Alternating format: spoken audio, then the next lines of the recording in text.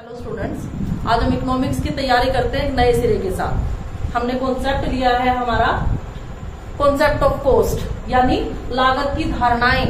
लागत होती क्या है, किस चीज की लागत के बारे में बात कर रहे हैं यहाँ पर जो अर्थशास्त्री है। तो यहाँ पर जो लागत है वो होता है किसी भी चीज को जब हम बनाते हैं, किसी भी चीज का निर्माण करना या उसको बनाना या उसको पैदा करना। पैदा करना मतलब जैसे एग्रीकल्चर सेक्टर की हम बात कर रहे हैं, कृषि क्षेत्र की बात कर रहे हैं, फसलों को पैदा किया जाता है। तो यहाँ पर बनाना, पैदा करना या निर्माण करना, ये कहलाता है उत्पादन। क्या कहलाता है? उत्पादन। उत्पादन के लिए हम साधनों का प्रयोग करते हैं। साधन आते हैं हमारे, सबसे पहले हमारे पास क्या होना चाहिए उत्पादन के लिए? भूमि। फिर आता है हमारे पास श्रम, फिर आता है पूंजी। इन तीनों, इसके अलावा बहुत सारे साधन हैं जिसका हम प्रयोग करते हैं, जैसे कच्चा माल हो गया हमारे पास, एक मध्यवर्ती वस्तु हो गया। मध्यवर्ती वस्तु कौन सी होती है? मध्यवर्ती वस्तुएं वो होती है जो कोई एक उत्पादक या कोई एक निर्माणकर्ता उसको बना रहा है, उसके लिए तो वो पूर्ण है, लेकिन जो आगे किसी और चीज के लिए उसका प्रयोग होगा उसके लिए वो अपूर्ण मानी जाती है। फॉर एग्जाम्पल, जब एक दुकानदार शर्ट लेके आता है बेचने के लिए, तो वो सिली हुई शर्टें जो है उसके लिए क्या है? एक मध्यवर्ती वस्तु है, क्योंकि उसने खुद नहीं पहननी, वो आगे उसको बेचेगा। जब कोई भी प्रयोगकर्ता उस शर्ट को खरीद कर ले जाता है और उसका प्रयोग करता है, तो उसके लिए वो अंतिम वस्तु बन जाती है। अंतिम, जिसने उसको प्रयोग करना है वो वस्तु उसके पास पहुंच गई और वो उसको प्रयोग करता है। तो इस तरह से ये तीन साधनों का प्रयोग, कच्चे माल और मध्यवर्ती वस्तु को छोड़कर हम बात कर रहे हैं यहाँ पर भूमि, श्रम, पूंजी, इन तीनों साधनों का प्रयोग करता है वो उत्पादन के लिए। साधन को हम क्या बोलते हैं? आगत। क्या बोलते हैं? आगत। इंग्लिश में भी साथ के साथ करो, इनपुट। तो उत्पादन के लिए हम जो आगत या इनपुट प्रयोग करते हैं उनके ऊपर जो हमारा खर्च आता है, वही खर्च हमारा क्या कहलाता है? वही खर्च हमारा लागत कहलाता है। अब उत्पादन के ऊपर जो लागत आई है उसी के हिसाब से ही कोई उत्पादक करता या कोई भी वस्तु का निर्माण करता ये डिसाइड करता है, ये निर्धारण करता है कि उसको वस्तुओं की कितनी मात्रा बनाकर रखनी है, यानी सप्लाई कितनी उसको प्रोवाइड करवानी है आगे। तो जो हमारे उत्पादन लागत की जो धारणाएं हैं, उत्पादन की जो लागत है वो कई तरह की होती है।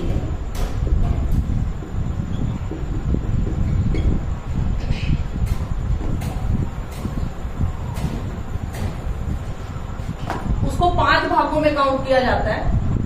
सबसे पहले होती है वास्तविक लागत, फिर हमारे पास आती है अवसर लागत,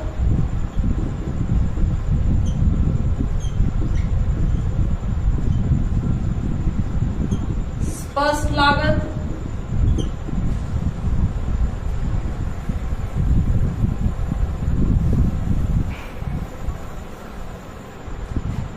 स्पष्ट लागत के बाद हमारे पास आती है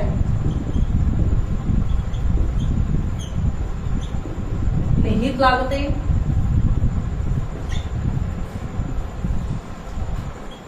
और द लास्ट वन इज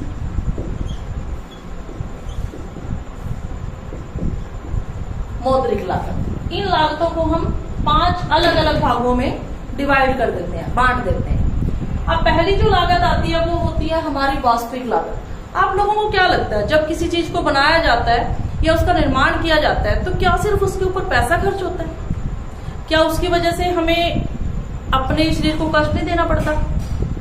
तो हमारे शरीर को जो कष्ट, असहजता, जो पीड़ा, जो पैसे के अलावा अलग चीज है, जो पैसे के रूप में या किसी वस्तु के रूप में जो खर्च होता है ना, उसके अलावा अलग चीज है, वही हमारी होती है रियल कॉस्ट। वास्तविक कॉस्ट यानी हमारी रियल, जो हमें वास्तव में सहन करनी पड़ती है।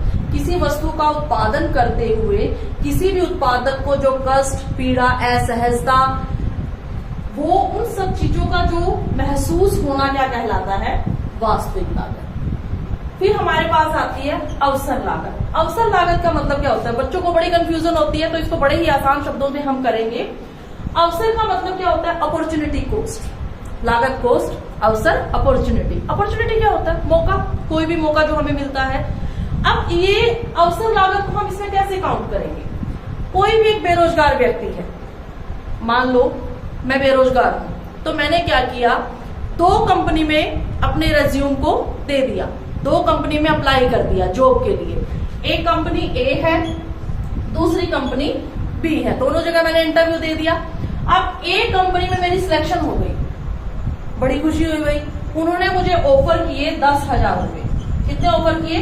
10,000। अब बीइंग एन अनएम्प्लॉयड, अब हमारे पास क्या है, एक तो जॉब मिल गई भाई, उससे ज्यादा खुशी की बात क्या होगी, फिर सैलरी भी अच्छी खासी है। लेकिन साथ ही साथ मेरे पास जो बी कंपनी थी, जहां पर मैंने सेम पोस्ट के लिए अप्लाई किया था, उनके पास से भी मेरे पास कॉल लेटर आ गया और उन्होंने मुझे ऑफर किया 15,000 रुपये से।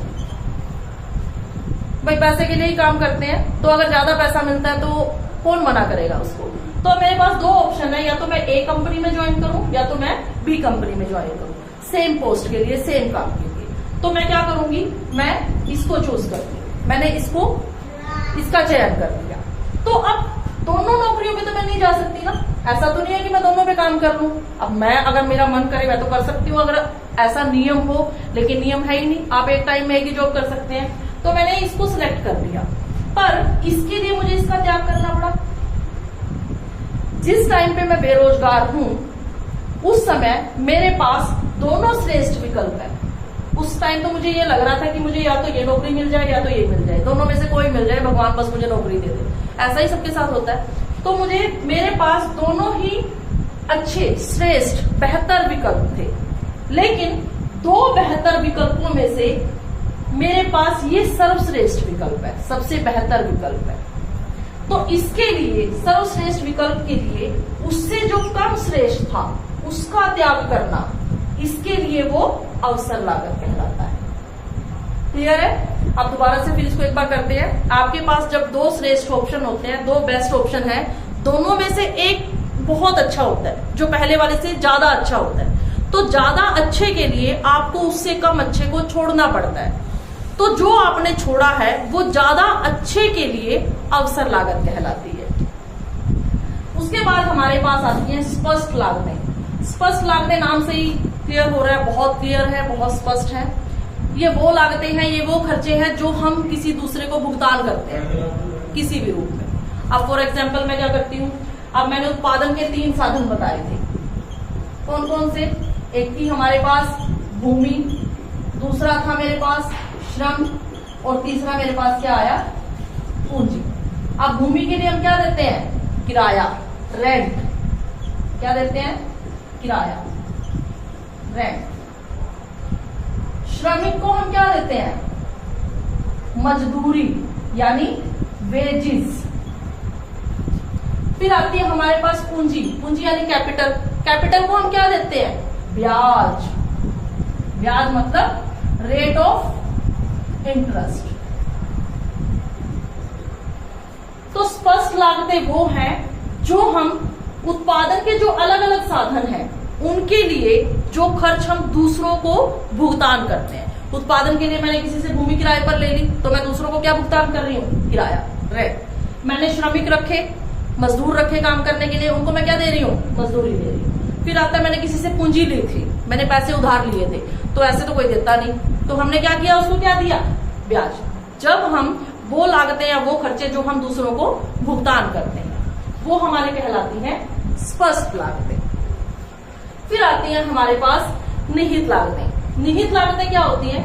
निहित लागतें कोई भी जो उत्पादन करता है या कोई भी उत्पादन करने वाला उद्यमी है, उसके जो वो खुद के साधन प्रयोग करता है उसमें जो अवसर लागत पाई जाती है वही होती है निहित लागतें। अब जैसे अगर भूमि है, अगर वो कहीं से किराए पर लेता तो उसको रेंट देना पड़ता, लेकिन अब वो खुद की भूमि का प्रयोग कर रहा है, खुद की भूमि का प्रयोग कर रहा है, मतलब अब वो रेंट वो बाहर नहीं दे रहा, लेकिन खुद के लिए तो उसकी अवसर लागत हो गई ना वो। फिर श्रमिक को वो मजदूरी देता है, लेकिन अब किसी मजदूर को ना रखकर वो खुद काम करता है वहां पर, तो खुद को तो कोई पेमेंट नहीं दे रहा, तो उसके लिए क्या हो गई? वो अवसर लागत। उसके बाद फिर आता है पूंजी। पूंजी अगर कहीं बाहर से लेता तो वो ब्याज दे देता, लेकिन अब वो खुद की जो पूंजी है उसकी वो खुद का प्रयोग कर रहा है, उसी पूंजी का प्रयोग कर रहे हैं। यानी खुद के जो साधन है उसी में जो अवसर लागत पाई जाती है वही कहलाती है निहित लागत। उसके बाद आती है मौद्रिक लागत। मौद्रिक लागत का मतलब क्या है, नाम से ही क्लियर है, मुद्रा। वो खर्चे जो हम मुद्रा के रूप में करते हैं, मुद्रा के रूप में भुगतान करते हैं। भूमि को रेंट दे दिया, मुद्रा के रूप में दिया। श्रमिक को मजदूरी दे दी, मुद्रा के रूप में दी। पूंजी को ब्याज दे दिया, मुद्रा के रूप में दिया। कोई आप ऐसा उत्पादन कर रहे हो जिसके लिए लाइसेंस की जरूरत होती है, उसकी फीस आपने पे कर दी। या आप किसी तरह के कोई इन्वेंशन कर रहे हो, किसी तरह का कोई आविष्कार कर रहे हो, उसके लिए आपने अलग अलग व्यक्तियों को, अनुसंधानकर्ताओं को रखा हुआ है, आप उनको मुद्रा के रूप में पेमेंट कर रहे हो। ये सभी जो मुद्रा के रूप में जो कुछ भी खर्च किया जाता है वो कहलाती है मौद्रिक लागतें। आगे जो हमारी मौद्रिक लागतें हैं उसको 3 अलग अलग भागों में डिवाइड किया जाता है। सबसे पहले हमारी आती है टीसी। टीसी मतलब टोटल कॉस्ट। टोटल मतलब कुल लागत। दूसरी हमारी आती है औसत लागत। औसत मतलब एवरेज, लागत मतलब कॉस्ट। तीसरी हमारी आती है सीमांत, जिसमें बच्चों को सबसे ज्यादा दिक्कत होती है। सीमांत को हम बोलते हैं मार्जिनल। क्या बोलते हैं? Marginal cost. यहां तक का कॉन्सेप्ट सबको क्लियर है? हर एक वर्ड का मीनिंग सबको क्लियर होना चाहिए। आगे करते हैं।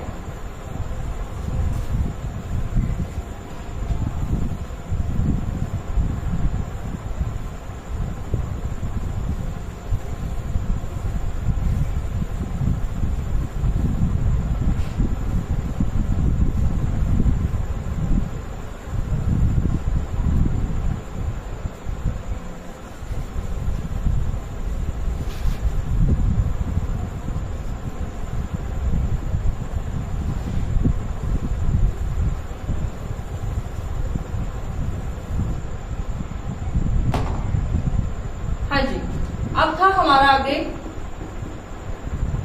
जो मौद्रिक लागत है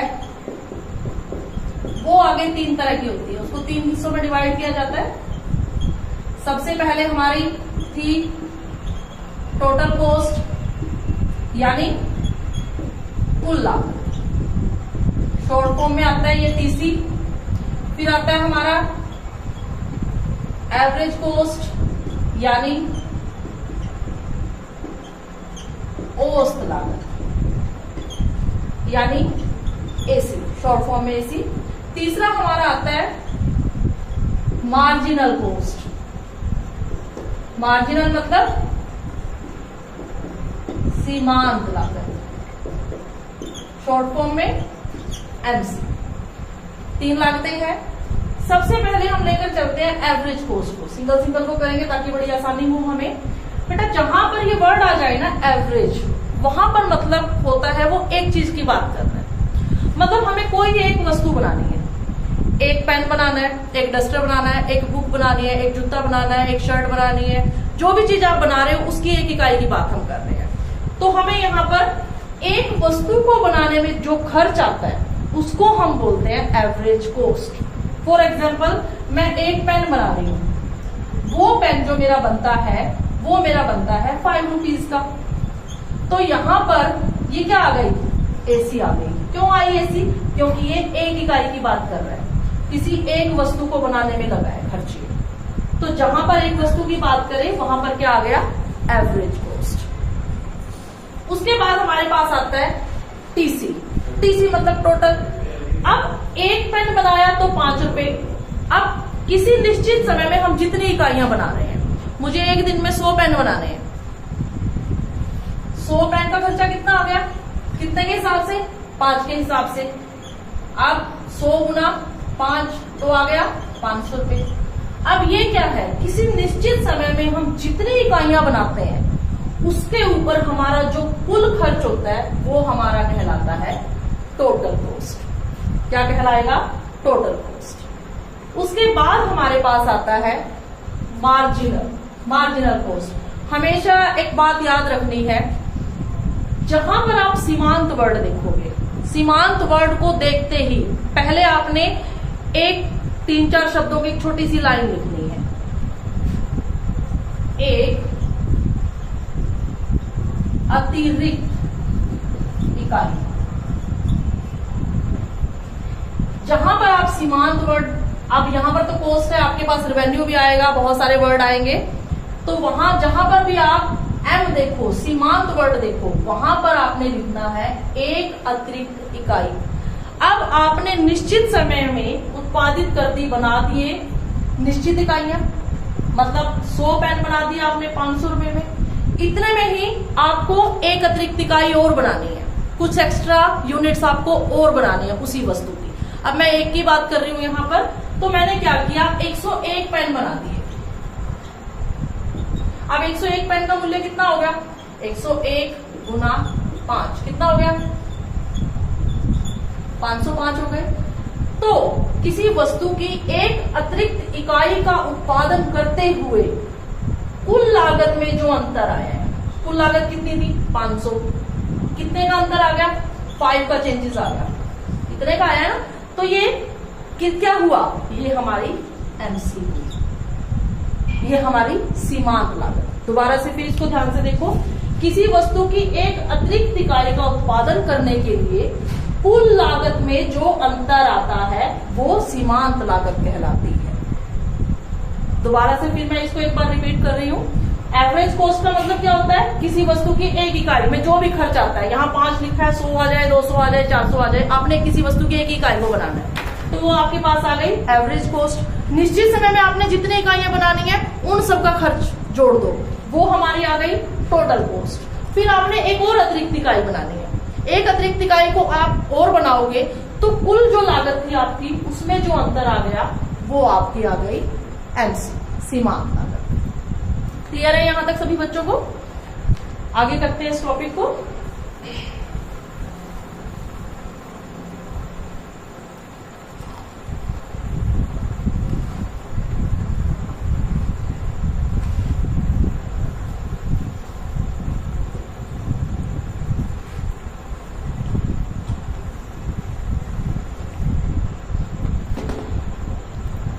बहुत एक छोटा सा पोर्शन और आता है, वहां पर लागत को 2 भागों में नहीं बांटा जाता, लेकिन 2 तरह के और इसके वेरिएंट बताए जाते हैं, 2 तरह के प्रकार और बताए जाते हैं।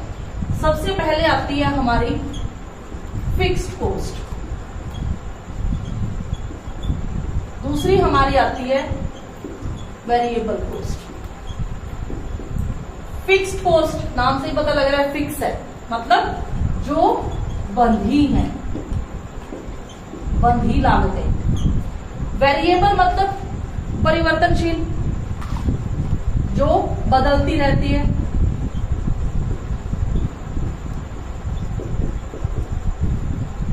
अब बंधी लागत क्या हो गई भाई, जिस टाइम आप उत्पादन करना शुरू करने की सोचते हो ना, उसी टाइम से खर्चा होना शुरू हो जाता है। अब बंधी लागतें वो हैं, आप उत्पादन करो चाहे ना करो, वो लागत आपकी होनी ही होनी है, उनको आप टाल नहीं सकते। फॉर एग्जाम्पल, आपने क्या किया, उत्पादन के लिए आपने एक सेटअप लगा दिया, आपने एक इंडस्ट्री खोली, उसके लिए आप जगह तो लोगे, वो जगह आपने ले ली किराए पर। अब अगर आप उत्पादन करोगे तो किराया वो लेगा ही लेगा, लेकिन अगर आप उत्पादन नहीं करोगे तो सामने वाले ने तो आपको जमीन दे रखी है ना, वो तो अपना किराया लेगा। या अगर आप मशीनरी या बिजली का बिल या फिर कोई आपने लाइसेंस ले रखा है, आप उत्पादन करो चाहे ना करो, सामने वाला तो जो भी उसका खर्च होगा वो आपसे लेगा। तो उन लागतों को हम बोलते हैं बंधी लागत, मतलब चाहे उत्पादन आपका कितना मर्जी हो और चाहे उत्पादन आपका 0 हो, ये लागत आपकी होनी ही होनी है। उसके बाद हमारे पास आती है परिवर्तनशील लागत। नाम से ही पता लग रहा है, कोई परिवर्तनशील बोलता है, अस्थिर भी बोलता है, परिवर्ती भी बोलता है। ये लागतें वो है जो उत्पादन ज्यादा होगा तो ज्यादा होगी, उत्पादन कम होगा तो कम होंगी। जैसे अगर आप ये पेन बनाते हो तो इसके लिए जो कच्चा माल है, अगर पेन की यूनिट्स ज्यादा बनाओगे, ज्यादा इकाइयां बनाओगे, तो अंडरस्टूड है भी कच्चा माल ज्यादा लगेगा। तो खर्चा भी ज्यादा होगा, अगर कम बनाओगे तो कम खर्च होगा। परिवर्तनशील लागत कौन सी हो गई? अगर उत्पादन 0 लागत भी 0, उत्पादन ज्यादा तो लागत भी ज्यादा, उत्पादन कम तो लागत भी कम। जो उत्पादन की इकाइयों के साथ साथ बदलती रहती है वो होती है परिवर्तनशील लागत। और जो चाहे उत्पादन हो चाहे ना हो वो लागत होनी ही होनी है, वो लागतें कहलाती है बंधी लागत। अब दोबारा से फिर हम टीसी को लेते हैं और टीसी को इनके साथ लेकर चलते हैं। अब जो हमारी टोटल कॉस्ट है, अब मैंने क्या किया, मैंने जैसे आपको एग्जांपल दिया था कि मैं एक पेन बनाती हूं तो वो मेरा बनता है 10 रुपए का, तो मैंने ऐसे ऐसे 10 पेन बनाए, निश्चित समय में मैंने इतनी इकाइयां बनाई बस, तो 10 पेन मेरे कितने के बन गए? 10 गुना 10 मेरे बन गए 100 रुपए के। तो मैंने आपको बताया था जहां पर एक चीज बनाई जाए उसके ऊपर खर्चा आए वो तो एसी हो गया, जितनी इकाइयां हैं उनके ऊपर जो कुल खर्चा आए वो हमारी टीसी हो गई। अब ये कुल खर्च में आपने क्या क्या शामिल किया होगा, क्या क्या सोचते हो? भूमि का किराया भी आपने उत्पादन किया चाहे ना किया आपने दिया होगा। हाँ, लेबर हमारी जो आती है वो हमारी परिवर्तनशील लागत में आती है। उत्पादन करोगे तो आप लेबर को लगाओगे, और अगर आपने लेबर को लगाया तो आप उनको वेजेस मजदूरी दोगे। अगर आप उत्पादन ही नहीं कर रहे तो आप लेबर को लगाते ही नहीं, और जब लेबर को ही नहीं लगाते तो उनका खर्चा भी कहां से होगा, उसको आप निकाल सकते हो यहाँ पर। लेकिन जो पूंजी है, पूंजी तो आपने लगा रखी है, आपने जो सेटअप ले रखा है उस पर भी लगा रखी है, आपने हो सकता है कच्चा माल भी स्टोर कर रखा हो, मशीनरी भी ले रखी हो, या कहीं से पहले पैसा लगा रखा हो, पता नहीं अब आपका कंप्लीट हो रहा है कि नहीं हो रहा, तो वो आप इंटरेस्ट उसके ऊपर तो आपका चलता आ रहा है, तो वो सारी की सारी लागतें इसमें शामिल करते हो, तभी आप कहते हो कि मेरे कुल इतना लगा है भाई मुझे उस वस्तु को बनाने में। तो जो हमारी कुल लागतें होती हैं वो दो तरह की होती है। सबसे पहले इसमें हम क्या क्या काउंट करेंगे, एक तो TFC प्लस TVC। अब TFC क्या हो गया? TFC का मतलब है टोटल फिक्स्ड कॉस्ट। TVC का मतलब क्या हो गया? Total variable cost. Total fix cost कुल बंधी लागतें, क्या बन गया ये? कुल बंधी लागत। टोटल कुल वेरिएबल क्या थी? परिवर्तनशील।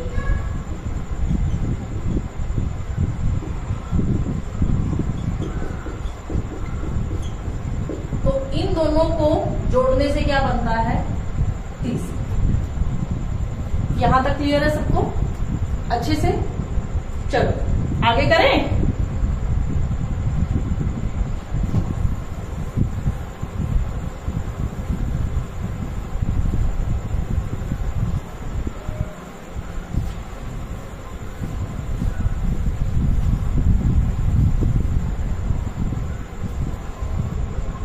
अब हम डायग्राम बनाएंगे। TC जो है वो क्या होती है? TFC plus TVC। तो मैं यहां पर डायग्राम बनाऊंगी तीनों का डिफरेंस ताकि आपको अच्छे से क्लियर हो। सबसे पहले हमारे पास, इसके लिए हम टेबल का भी यूज कर सकते हैं, आपको बुक में दे रखी होगी। अगर बुक में नहीं दे रखी तो आप खुद से कोई टेबल बना सकते हो, लेकिन जरूरी नहीं है आप टेबल का यूज करो, क्योंकि कई बार ऐसा होता है वो बच्चे टेबल याद करने के चक्कर में पूरा लेसन ही उनके माइंड से स्किप हो जाता है। तो आपको इस चीज का ध्यान रखना है, आपको कॉन्सेप्ट क्लियर होना चाहिए। कोई मैटर नहीं करता, अगर आपको कॉन्सेप्ट क्लियर है तो टेबल अपने आप माइंड में बनेगी आपकी। मैं आपको बिना टेबल के साथ बना रही हूँ, मैं टेबल के साथ भी आपको बनाकर दिखाऊंगी ये टॉपिक, ताकि ये जो डायग्राम है तीनों, ताकि आपको टॉपिक थोड़ा और अच्छे से क्लियर हो। आपको ये ना लगे कि बुक में टेबल के साथ है तो हमारे जो माइंड है वो कंफ्यूज हो गया। हाँ जी, सबसे पहले हम बनाते हैं TFC, दूसरे नंबर पे हमारा जाएगा TVC, और फिर इन दोनों का टोटल बनेगा हमारा TC, जो TFC प्लस TVC है। क्लियर है? हाँ जी, डायग्राम बनाते हुए सबसे पहला रूल, सबसे पहले हम लेंगे एक्स एक्सिस, ओ एक्सिस का नाम रखेंगे, फिर हम लेते हैं वाई एक्सिस।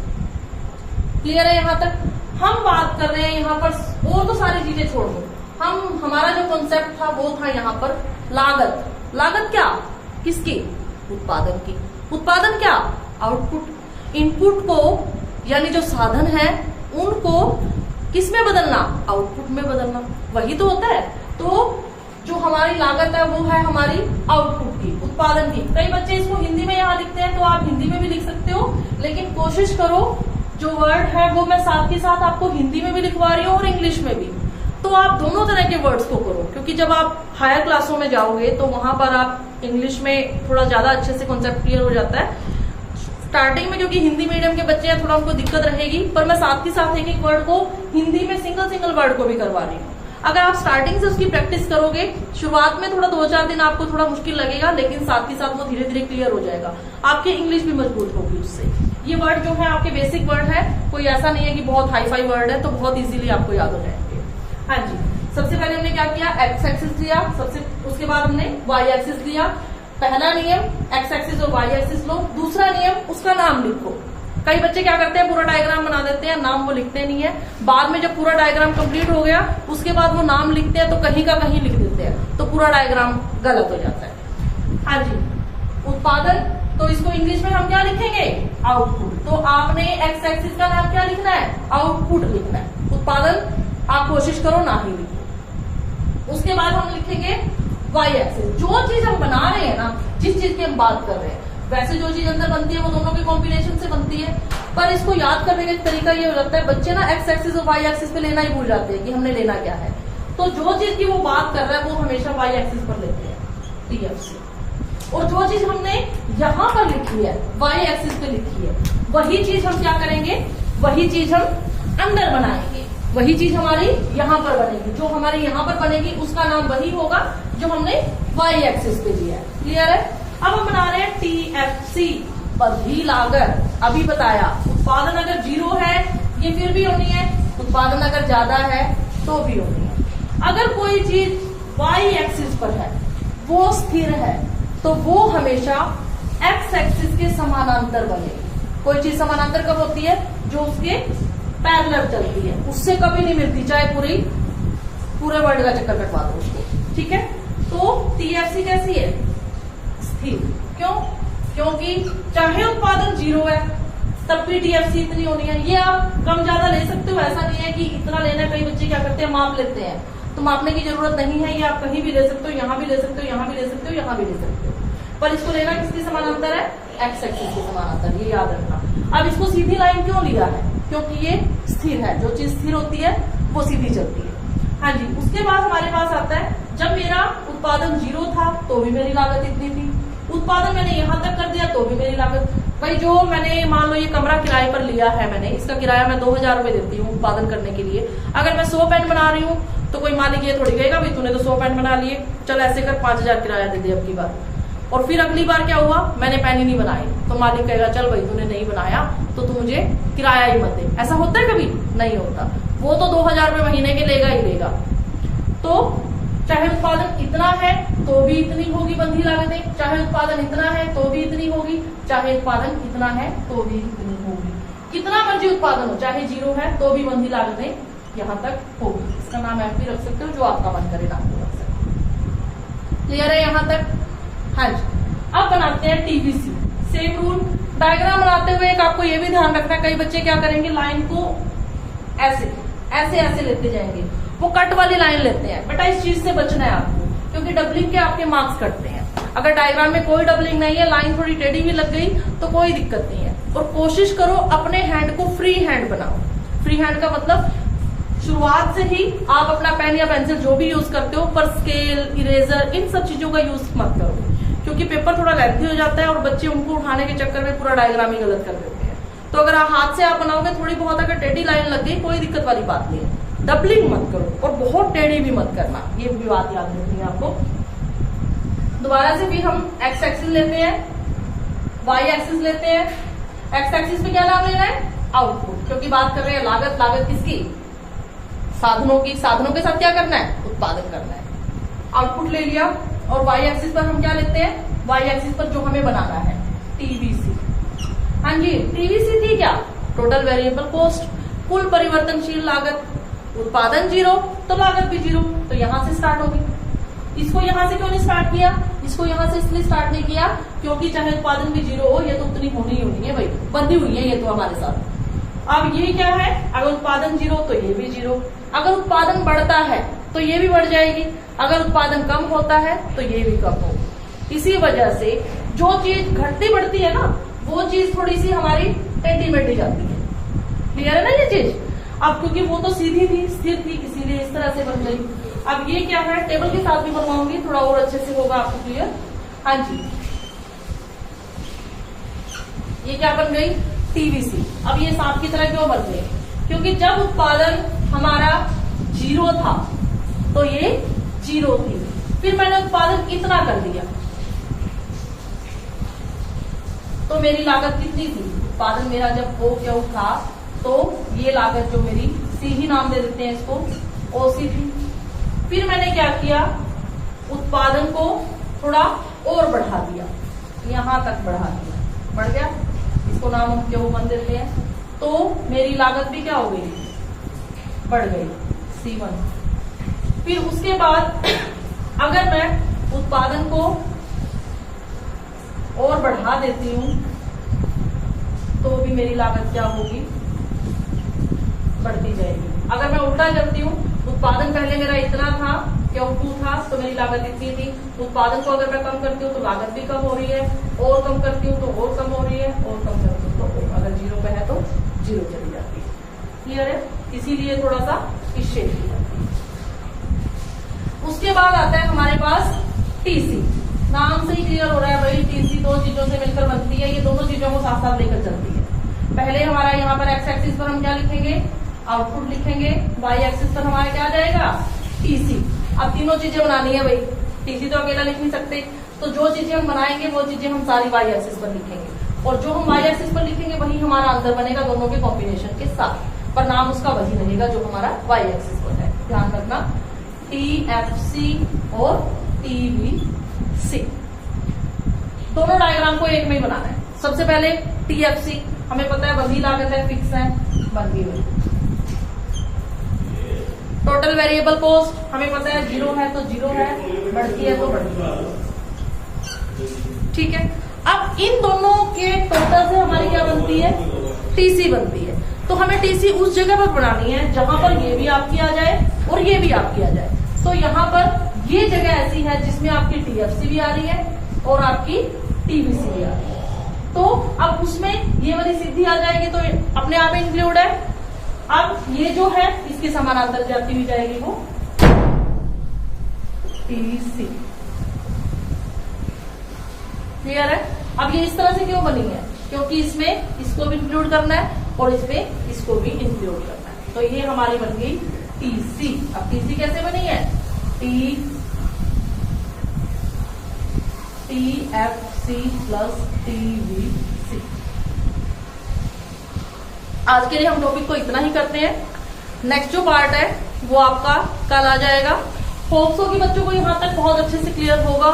अगर किसी बच्चे को कोई क्वेरीज है तो वो बच्चा क्वेश्चन कर सकता है, उसको उसके क्वेश्चंस के आंसर दिए जाएंगे। और इसके साथ साथ ये ना कोशिश जो है ये उन बच्चों के लिए है जो इकोनॉमिक्स जिनको थोड़ा सा ना थोड़ा नहीं बहुत ज्यादा टफ लगती है। कई बच्चों से हम सुनते हैं उनका एक्सपीरियंस, तो कहते हैं जो डायग्राम ही नहीं समझ आते, पता नहीं क्या चलता है, पता नहीं कहाँ से वो लोग ना उनको रटने की कोशिश करते हैं। भाई रटने से नहीं आएंगे, ये तो समझने से आएंगे। ये सब्जेक्ट तो ऐसा है, सब्जेक्ट तो खैर सारे ही ऐसे होते हैं कि अगर आप उनको अपना दोस्त बनाओगे तो वो आपकी तरफ दोस्ती का हाथ आपसे ज्यादा बढ़ाएंगे, पर ये थोड़ा सा और ज्यादा है। ये तो इकोनॉमिक्स तो वो चीज है जो हमारे आसपास है, हमारे बिल्कुल बेसिक कॉन्सेप्ट है, बस थोड़ा सा आपको वर्ड टू वर्ड समझने की जरूरत है। हर एक वर्ड का अगर आपको मीनिंग क्लियर होगा तो आपको बहुत अच्छे से क्लियर हो जाएंगी ये सारी की सारी चीजें। लेकिन अगर कोई दिक्कत है तो कोई बात नहीं, यहाँ पर आपकी हर दिक्कत का सोल्यूशन आपको मिलेगा। सेकंड पार्ट के लिए आप लोग वेट कीजिए और कोशिश करना अपनी बुक को सामने रखना और वीडियो को देखना। हर एक कॉन्सेप्ट आपको सीक्वेंस में मिलेगा, सीक्वेंस में ही आपको क्लियर होगा। आपकी सहूलियत के लिए ऐसा किया गया है, क्योंकि अगर आगे पीछे करवा दिया जाए तो बच्चे कहते हैं कि हम बहुत कंफ्यूज हो जाते हैं। और जो आपके आसपास हैं, आपके बहन भाई हैं, आपके दोस्त हैं, आपकी सहेलियां हैं, कोई भी है, उनको ये वीडियो शेयर करो ताकि वो भी इससे फायदा उठा सके। क्योंकि बेसिकली ये उन लोगों के लिए है जो बाहर अफोर्ड नहीं कर पा रहे, और उन बच्चों को कॉन्सेप्ट क्लियर नहीं है, लेकिन वो बेचारे कॉन्सेप्ट को क्लियर करना चाहते हैं, इंटरेस्ट है पर उनका इंटरेस्ट बन नहीं पा रहा। क्यों? क्योंकि उनको क्लियर नहीं है कॉन्सेप्ट। तो उनको क्लियर हो जाए, अच्छे से इसको अपने सगे संबंधियों के साथ, अपने दोस्तों के साथ, जो बच्चा इकोनॉमिक्स पढ़ रहा है, जो नहीं पढ़ रहा है, क्योंकि ये बेसिक है, सबके लिए जरूरी है। Thank you so much.